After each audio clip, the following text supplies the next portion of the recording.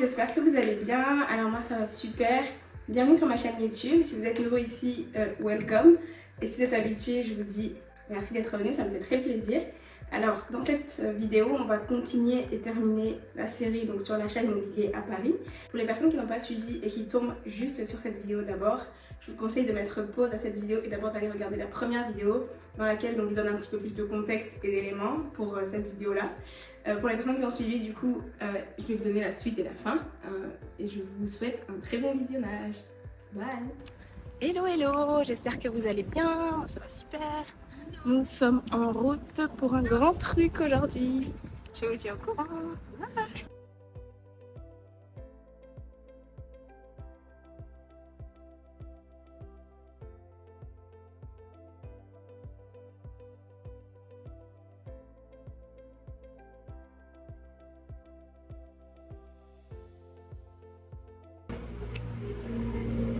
Je te laisse appuyer sur le... Ça fait trop bien.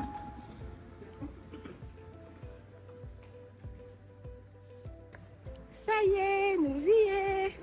Donc on a signé le compromis de vente et puis bah on verra la suite des aventures. Mais là en gros, la balle n'est plus dans notre camp mais dans le camp de celui d'avant. Hello, j'espère que vous allez bien. Alors je vous donne une petite update par rapport à notre projet d'achat immobilier.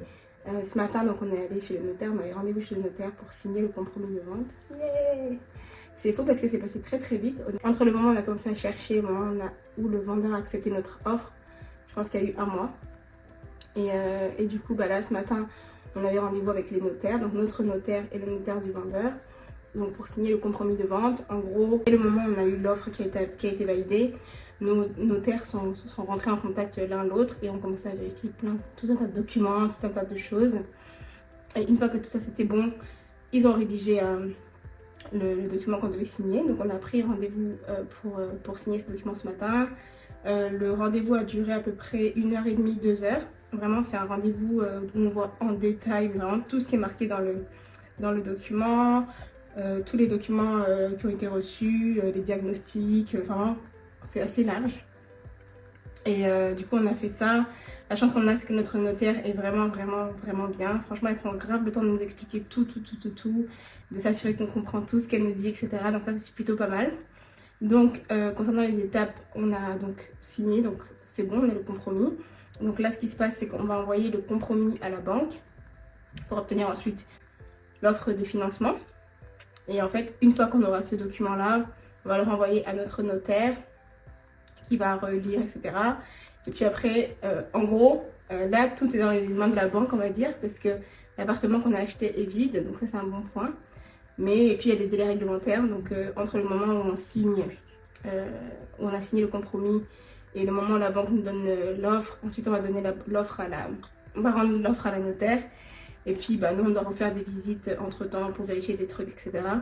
Pour s'assurer que tout est bon. Parce qu'en gros, au moment où on va signer, en fait, au moment de la signature de l'achat officiel, on va dire, à proprement parler, on va récupérer les clés et ça sera fini. Donc vraiment, on va faire une autre visite. Voilà, comme c'est l'été, le propriétaire n'est pas disponible. Donc, ce sera certainement à la rentrée.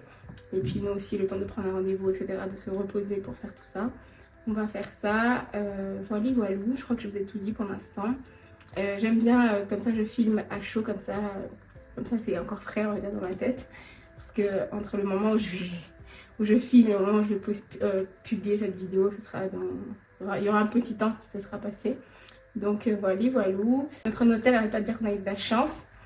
Mais nous on pense que c'est la grâce, c'est pas la chance. Mais vraiment, on a eu une pépite, vraiment une pépite. Et en plus, c'est allé super vite et vraiment trop bien. Donc voilà, du coup, je tiendrai au courant de la prochaine étape. Là, je pense que la prochaine étape, ce sera certainement quand on aura reçu l'offre de la banque. Donc là, je vous ferai peut-être une vidéo ou pas, parce que je pense qu'on va pas voir le notaire à ce moment-là, on va juste lui envoyer le document. Et puis après, à un moment donné, il faudra qu'on reprenne rendez-vous du coup avec les notaires pour aller signer avec du coup le notaire, le vendeur, son notaire, et puis nous et notre notaire. Et voilà. Donc voilà, je vous tiens au courant pour la suite, et puis je vous dis à très vite. Bye! Hello, je vous fais un dernier update. J'avoue que ça fait un moment que je n'ai pas filmé de vidéo, mais comme je vous avais dit dans la dernière vidéo, je vous donnerai plus de détails. Enfin, le dernier détail que j'aurai, c'était le jour où on avait signé en fait. Donc c'est enfin le jour J. On signe chez le notaire tout à l'heure. Je suis trop contente. C'est enfin la fin de cette aventure d'achat d'appartement à Paris. Donc on va dire en tout, on aura mis un mois entre le moment où on a commencé à chercher et le moment où on a fait une offre qui était acceptée. Et après, il y avait les délais de la banque, du notaire, il y avait les vacances, il y avait les grandes vacances, il y avait les vacances d'été. Donc ça, c'était un peu, ça avait un peu ralenti durant l'été. Et là, du coup, on signe enfin. Donc on va dire en tout, du tout, on a mis 4 mois, mais il y a eu bien 1 mois et demi, 2 mois où c'était un peu en stand-by, on va dire. Donc là, aujourd'hui, on signe, on va récupérer les clés. Je pense que c'est tout. Je vous montrerai peut-être vite fait quand on aura signé l'acte de vente et quand on aura les clés, je vous ferai un petit cling cling cling. Mais voilà, franchement, c'était une belle aventure. Hein. Franchement, finalement, 2024 a ramené son lot de surprises. Mais parmi ces surprises, il y avait des belles surprises aussi et je suis trop contente. Hello, hello, j'espère que vous allez bien. Enfin, aujourd'hui c'est le jour de la signature. Je sais, j'avais déjà dit il y a 2 semaines, mais en gros, on devait signer le 30 septembre. Mais notre notaire n'a pas très assuré, enfin il y a des documents qu'elle avait oublié de nous faire signer, bref, avec des délais réglementaires, etc. Bref, donc on a dû décaler à aujourd'hui, donc aujourd'hui on est le 14 octobre. Et c'est enfin le jour de la signature, on va récupérer les clés et c'est ainsi que va s'achever cette petite série de vidéos. Du coup, n'hésitez pas si vous avez des questions ou autres, je suis disponible. Voilà, bye. Hello, hello, j'espère que vous allez bien. Alors cette vidéo, c'est pour vous donner un petit peu d'update par rapport à la situation de l'achat immobilier à Paris. Du coup, comme vous avez vu, on a signé, c'est bon, on a eu les clés.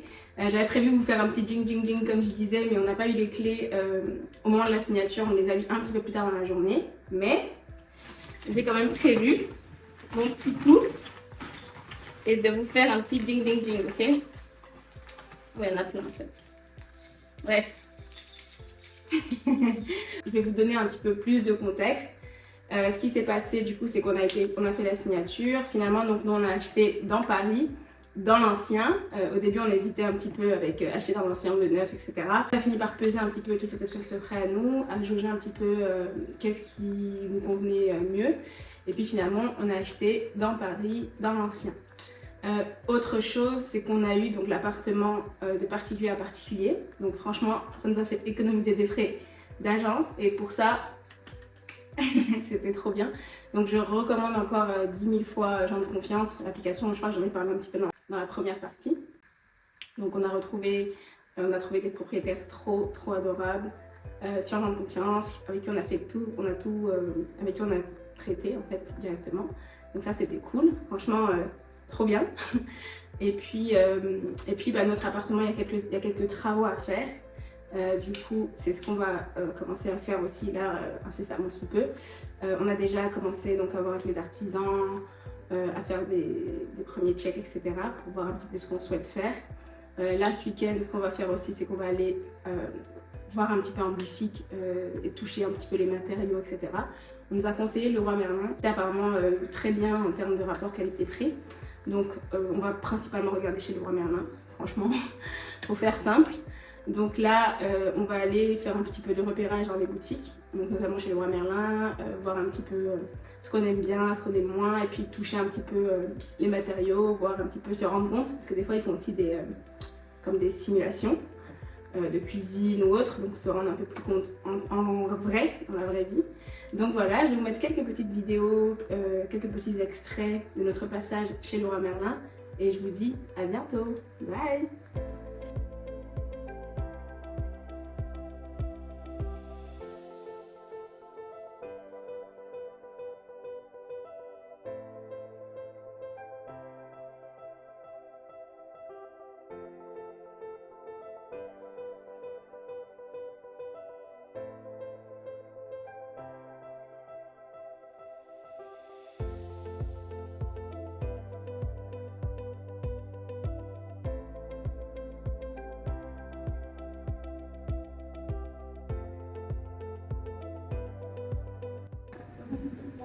C'est vraiment très beau.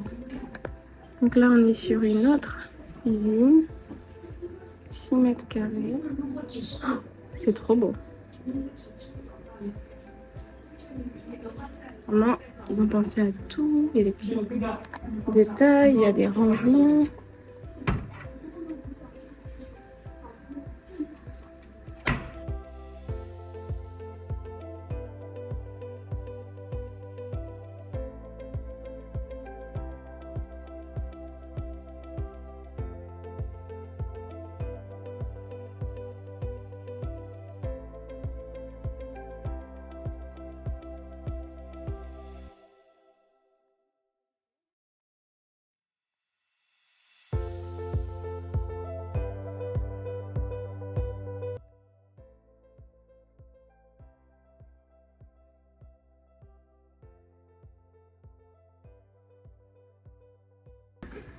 Là, on a une salle de bain.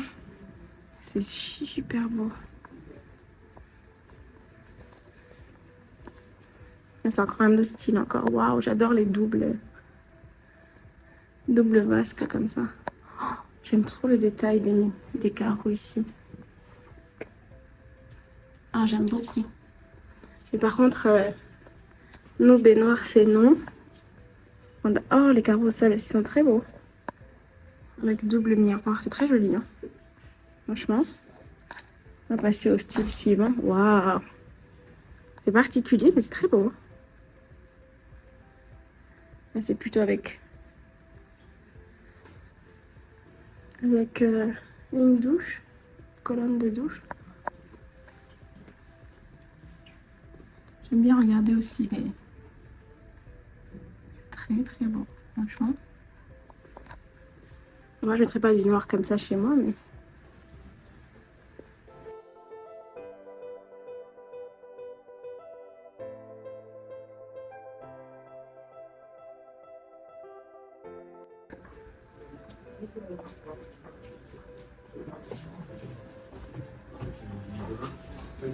Tout ce qui est plan de travail. Vraiment une grosse variété. C'est tout ce qui va être les portes pour les meubles de cuisine. En vrai, les magasins de déco comme ça, c'est trop bien. C'est trop beau. Là, on est côté carreau. Côté carrelage. On pense à... Regardez, il y a quand même beaucoup de choix. Hein. Et ça a l'air plutôt pas mal.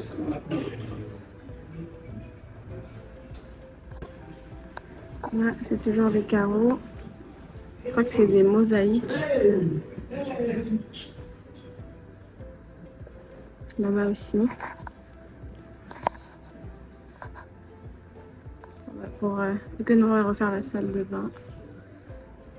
Et la cuisine. C'est les gros chantiers qu'on a. Donc, on s'est dit, bon, oh, c'est joli ça. On s'est dit, on vient avoir une petite idée quand même. En boutique avant de passer les commandes. C'est du carrelage bois. Oui, si tu veux aussi mettre un carrelage bois dans ta salle de bain. C'est sympa aussi. Oui. Ça veut dire que c'est fou, Donc là, il y a d'autres idées. Moi, ça va être plus des parois de douche.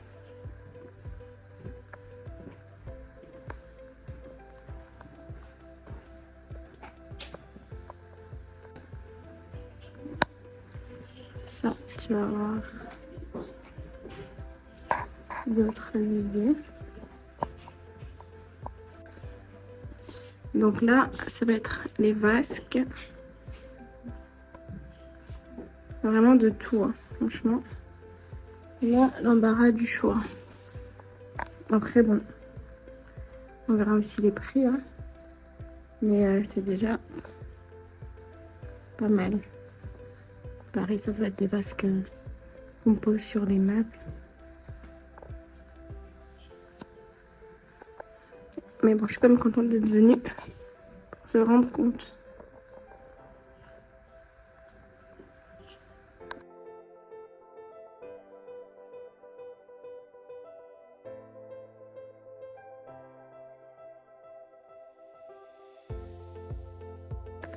Donc ça, c'est les WC suspendus.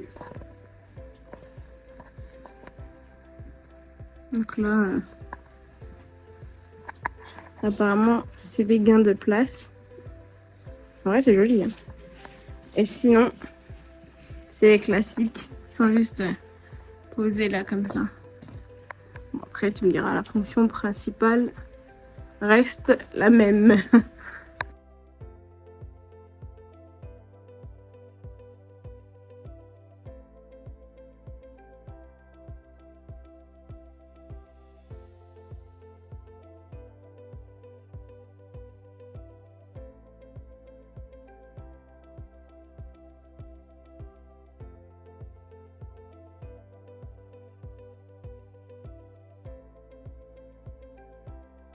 Hello hello, j'espère que vous allez bien, moi ça va super.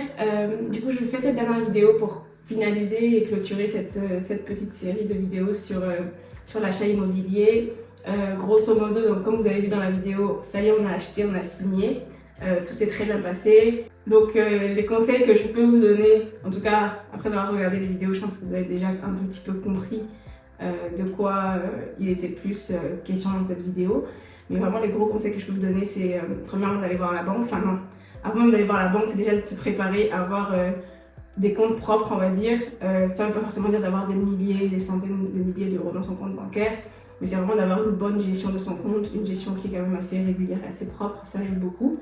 Donc ensuite, d'aller voir la banque pour pouvoir essayer de déterminer un petit peu le budget que vous pouvez allouer à un achat immobilier. Après, vous pouvez aussi voir des courtiers. Nous, personnellement, l'option courtier n'a pas forcément fonctionné pour nous, mais ça peut fonctionner pour vous aussi. Nous, ça n'a pas été très concluant, donc finalement, on est parti vers notre banque directement, sachant aussi qu'on est dans la même banque depuis plusieurs années maintenant. Donc, on a quand même une relation correcte avec notre banque, donc c'est ce qu'on a fait. J'ai eu des commentaires sur la première vidéo qui me parlaient du budget, que j'aurais dû dire en gros quel était le budget pour que les gens s'en rendent plus compte. J'ai volontairement pas parlé du budget parce que le budget, bah, évidemment, c'est quelque chose qui varie en fonction des gens. C'est pour ça qu'on va justement voir la banque pour évaluer un petit peu le budget que chacun est capable de mettre pour un appartement. Donc, les informations que je donne ont toujours autant de sens avec ou sans connaître le budget de l'achat qu'on a fait. Donc je trouve que c'est pas forcément le plus intéressant, le plus pertinent dans ce style de vidéo là. En tout cas, c'était pas le but de ma vidéo. Le but de ma vidéo était vraiment d'informer et on va dire, de donner un petit peu les étapes pour acheter un appartement, pour tout ce qui est budget. Enfin, ça dépend de plein de choses. Il y a plein de choses, ça varie tout le temps. Après, vous voulez voir les prix au mètre carré, par exemple à Paris, etc. Vous tapez sur internet, vous trouvez les prix. Donc vraiment, pour moi, c'est pas le plus important, c'est pas le cœur, on va dire, du sujet, c'est pas le cœur du débat actuellement. Donc parler de budget, c'était pas forcément très pertinent pour moi. Donc j'ai choisi de ne pas le faire. Quoi d'autre? Ensuite, nous on va faire des travaux. Comme je disais dans la vidéo, on va faire des travaux, donc pareil, je ne vais pas parler de budget parce que c'est vraiment propre à chacun, c'est pas tous les appartements qu'on achète qui ont forcément des travaux à faire, etc. etc. Bref, mais s'il y a un conseil que je peux donner sur ce point particulier des travaux, c'est de ne pas hésiter de faire des devis. Vraiment, faites des devis, parce que vraiment, pour vous donner un peu une idée, donc le premier devis qu'on a eu, le deuxième, je sais plus, on était à 50 000 euros de travaux. Et après, on a eu des devis à 25 000 euros, on a eu des devis à 10 000 euros, etc. Après, évidemment, le but, c'est pas aussi de faire moins cher à tout prix. Il faut vraiment évaluer toutes ces choses-là. Il faut vraiment évaluer ce qui est dans le budget, ce qui est compris, etc. Essayer de challenger un petit peu les chiffres. Pour ne pas justement se retrouver à payer peu cher aujourd'hui et payer plus cher demain parce que c'était mal fait ou quoi que ce soit. Il faut vraiment bien étudier toutes ces choses.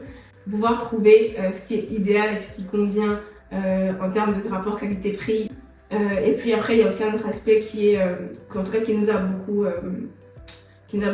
interpellé, intéressé. Ça va être la fiabilité de l'artisan, le fait d'être réactif. C'est quelque chose qui nous a aussi qui a fait un petit peu, on va dire, flancher la balance.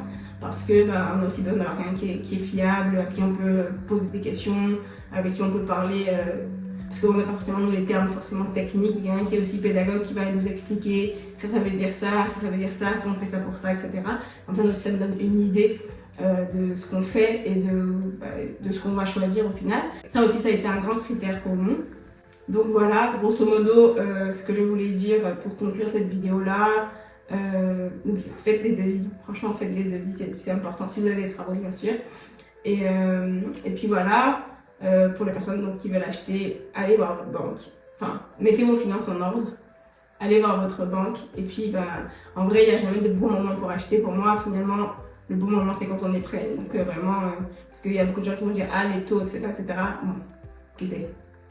Chacun fait comme il veut, mais pour moi, il n'y a pas de bon ou de mauvais moment. C'est vraiment, il faut acheter quand on peut acheter, quand on est prêt à acheter.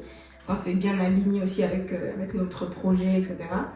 Donc voilà, je crois que je vous ai tout dit.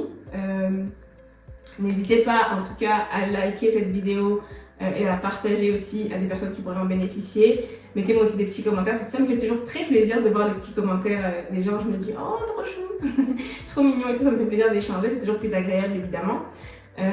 Et puis, abonnez-vous à la chaîne. N'oubliez pas d'activer les cloches de notification pour être notifié des prochaines vidéos. Merci d'avoir regardé cette vidéo. Et puis, je vous dis à très vite pour une prochaine vidéo. Bye!